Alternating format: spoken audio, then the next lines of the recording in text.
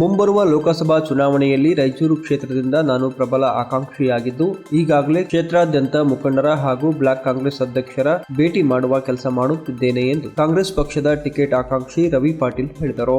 ಅವರು ಲಿಂಗಸೂರು ಪಟ್ಟಣದ ಕಾಂಗ್ರೆಸ್ ಪಕ್ಷದ ಕಾರ್ಯಾಲಯದಲ್ಲಿ ಪಕ್ಷದ ಮುಖಂಡರ ಹಾಗೂ ಕಾರ್ಯಕರ್ತರ ಸಭೆ ನಡೆಸಿ ಮಾತನಾಡಿದರು. ಕಳೆದ ವಿಧಾನಸಭಾ ಚುನಾವಣೆಯಿಂದಲೂ ರಾಯಚೂರು ಜಿಲ್ಲೆಯಲ್ಲಿ ಸಂಚರಿಸಿ ಕಾಂಗ್ರೆಸ್ ಪಕ್ಷವನ್ನ ಬಲಪಡಿಸುವ ಕೆಲಸವನ್ನ ಪ್ರಾಮಾಣಿಕವಾಗಿ ಮಾಡಿಕೊಂಡು ಬಂದಿದ್ದೇನೆ. ಅಲ್ಲದೆ ಇದೀಗ ರಾಯಚೂರು ಲೋಕಸಭಾ ಕ್ಷೇತ್ರದ ವ್ಯಾಪ್ತಿಯ ಎಲ್ಲಾ ಕ್ಷೇತ್ರಗಳಿಗೆ ನಿರಂತರವಾಗಿ ಭೇಟಿ ನೀಡುತ್ತಾ ಅಲ್ಲಿನ ಮುಖಂಡರುಗಳನ್ನ ಪ್ರಮುಖರನ್ನ ಭೇಟಿಯಾಗಿ ನಾನು ಲೋಕಸಭಾ ಚುನಾವಣೆ ಆಕಾಂಕ್ಷಿಯಾಗಿರುವ ಬಗ್ಗೆ ಮಾತುಕತೆ ನಡೆಸಿದ್ದೇನೆ. ಎಲ್ಲಾ ಕಡೆಗೂ ನನಗೆ ಉತ್ತಮ ಪ್ರತಿಕ್ರಿಯೆ ಕಂಡುಬರುತ್ತಿದೆ.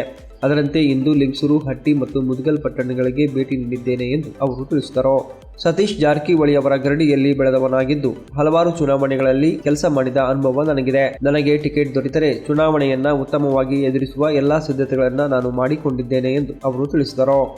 ನಾವು ಲೋಕಸಭೆ ಚುನಾವಣೆ ಅಂಗವಾಗಿ ನಾವು ಕೆಲಸ ಮಾಡ್ತೀವಿ, ಅವಕಾಶ ಬಂದರೆ ಕಲ್ಪಿಸಿಕೊಡ್ರಿ ಅಂತ ಹೇಳಿ ಅವಾಗ ಅಭ್ಯರ್ಥಿಗಳಿಗೆ ಯಾರ್ಯಾರಾಗಿದ್ದು ಉದ್ದೇಶ ಇಷ್ಟೇ.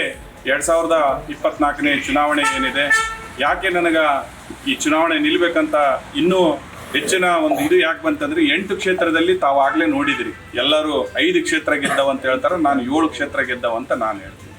ಯಾಕಂದರೆ ಕಳೆದ ಏನು ಒಂದು ವಿಧಾನಸಭೆ ಚುನಾವಣೆಯಲ್ಲಿ ರಾಯಚೂರು ಹಾಗೂ ಲಿಂಗಸೂರು ಇದು ಹೈಕಮಾಂಡೇ ಒಪ್ಕೊಂಡದ. ಮೊನ್ನೆ ಸುರ್ಜಿವಾಲಾ ಸಾಹೇಬರು ಬಂದಾಗ ನಾವು ಏರ್ಪೋರ್ಟಿಗೆ ಹೋಗಿದ್ವಿ, ನಾನು, ಮಾನ್ವಿ ಶಾಸಕರು ಹಾಗೂ ನಮ್ಮ ಮಸ್ಕಿ ಶಾಸಕರ ಜೊತೆ ಸೇರಿ ರವಿ ಬೋಸರಾಜ್ ಅವರು ನಾವು ಹೋದಾಗ DS ಸಾಹೇಬರಿಗೆ ಯಾವುದಾದ್ರು ಅಂದ್ರೆ ಅವ್ರು ಶಾಸಕರಾಗಿ ಕೇಳಿದ್ರು, ಮಾಜಿ ಶಾಸಕರಿಗೆ ಕೊಟ್ಟರೆ ಅಂತ ಕೇಳಿದಾಗ ಪಾಪ ಮೊದಲು ಶಾಸಕರಿಗೆ ಮಾತಾಡ್ಸಲಿಲ್ಲ. ಸುರ್ಜಿವಾಲಾ ಅವರು ಬಂದು DS ಅವ್ರಿಗೆ ಹೇಳಿದ್ರು, DS ಸಾಬ್ आपको क्या करना है, हमारे को मालूम है, तुम्हारा टिकट जो दिए ना हम वो हमारी गलती से आप हार गए ಅಂತ ಹೇಳಿದ್ರು. ಅಂದರೆ ನಮ್ಮ ಒಂದು ಯಾಕಂದರೆ ನಾವು ಟಿಕೆಟ್ ಮೊದಲನೇ ಘೋಷಣೆ ಮಾಡಬೇಕಾಗಿತ್ತು, ನಾವು ಘೋಷಣೆ ಮಾಡೋಕ್ಕಾಗಲಿಲ್ಲ.